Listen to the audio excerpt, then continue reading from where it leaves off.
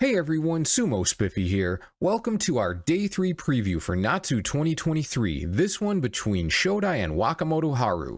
They're tied 2-2, alternating winners across 4 of the last 5 bashos. Let's check out the matchup. The first match is from Nagoya 2022.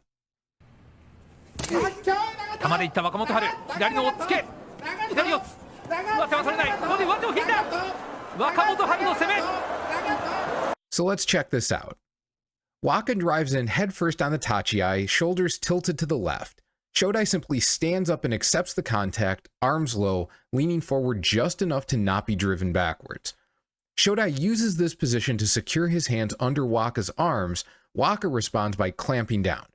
I don't know if they use these terms in sumo, but here we might call this underhooks and overhooks. It's a little difficult to see just how tightly Waka has Shodai's right arm clamped, but Shodai is able to free it. Now that Waka's left arm isn't holding anything, he responds by releasing the other clamp and driving forward, reaching both hands for the back of Shodai's belt, though he's not able to land either one. They both drop their hips back, taking a momentarily balanced position with their left hands on each other's backs and their right arms clamping each other's lefts. Shodai drives forward and Waka's right hand reaches for the belt. However, Shodai twists his left hip and pulls back hard, using the weight of his clamp on Waka's left to pull him off balance. When Waka swings his right foot forward for balance, his momentum shifts to the left, and Shodai uses this to off-balance him the other way and attempt the throw. Waka's only defense is his left hand on the back of Shodai's belt. But that turns out to be enough as he's able to hold on and prevent the throw. Now, because Shodai only got halfway through the motion, his stance is narrow. Waka drives on the counterattack, hanging onto Shodai's belt while Shodai is clamped down on his left arm. Waka yanks up with his right hand, propelling himself and Shodai into the air, but it doesn't pull Shodai far enough out of position, which allows Shodai to land and attempt another throw while Waka only has one foot on the ground. It looks really good here, with Shodai's hip under Waka's and apparently nowhere for Waka to go. But this position isn't as good as it looks on camera. Waka lands his foot while Shodai's the one to get twisted off balance. Note here that Waka has managed to keep his right hand locked onto Shodai's belt for all of this, which is what saved him. And it's over from here.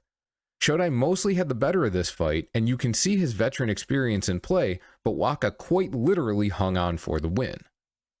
Next is Aki 2022.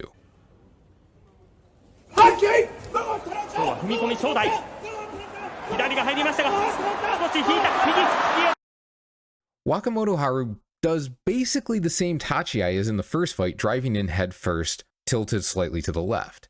Shodai learned his lesson from the first one at least a little. Even though he worked his way to a good position, he doesn't want to immediately give up space. So here, he still uses a less aggressive tachiai and absorbs the contact, but leans forward more to try and keep things more centered in the ring. Waka, however, has made his own adjustments. Shodai still comes in to control Waka under the arms, and Waka still clamps with the left, but he jams his right hand into Shodai's neck rather than clamping both sides. Shodai tries to push through the throat hold, and sort of does, but Waka steps back and maintains control of the neck. Shodai keeps pressing forward, getting his left hand under Waka's triceps, but Waka definitely has better control of this fight compared to the last one. Shodai basically bulls his way closer despite the hand on his face because he's so damn strong.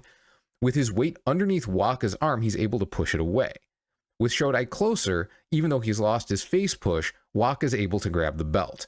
Waka still has pretty good control with the belt hold and Shodai's arm clamped, and Shodai no doubt has no desire to let Waka stay on his belt again, so he retreats all the way to the opposite rope trying to find a way out. And this is where we see how important the belt grip is for Waka. As soon as the combination of forward momentum and Shodai's pressure on his arm force Waka to release, Shodai is able to twist and just bully him to the ground. They didn't meet in November, so their next fight was this past January.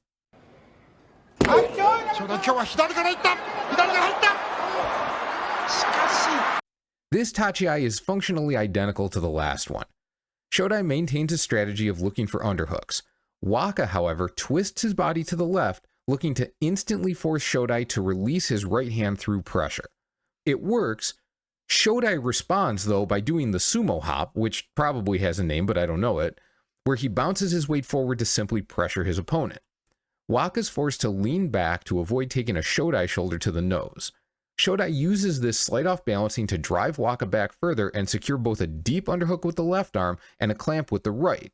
However, even though it's difficult to see here, Waka's also used this chance to take the belt again with his left hand. Waka gets slid all the way to the hay, bearing all his weight forward on Shodai.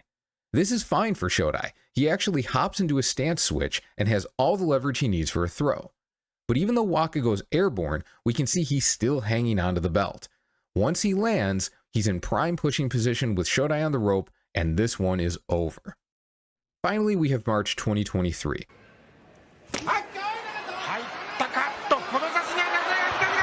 So how did Shodai straight up diesel Waka after 3 tactical fights? Neither of them adjusts their tachi, presumably each one feels he has a way to win from the same starting position. From this angle, we can see Waka doesn't attempt the same tight arm pinch on Shodai's right arm, which makes sense considering he wound up getting immediately pounded backwards last time. Shodai, however, seems to have learned the effectiveness of bullying in on Waka, immediately stepping forward with his right foot. This is dangerous against some opponents who can take advantage of the moment where your foot is off the ground, but that's clearly not a concern here. The pressure on Waka's left arm gives Shodai the space to free his right, and at this moment they seem to be in a balanced position with a right arm clamp and right foot forward. Shodai presses forward again, but Waka appears ready for this, getting an underhand grip on the belt with his right. It's quite possible they developed a strategy at Waka House of what to do if Shodai tried to bully him, which would explain why he's using it on the second step forward. At this point in the throw, it's down to a fight between Waka's grip and Shodai's underhook.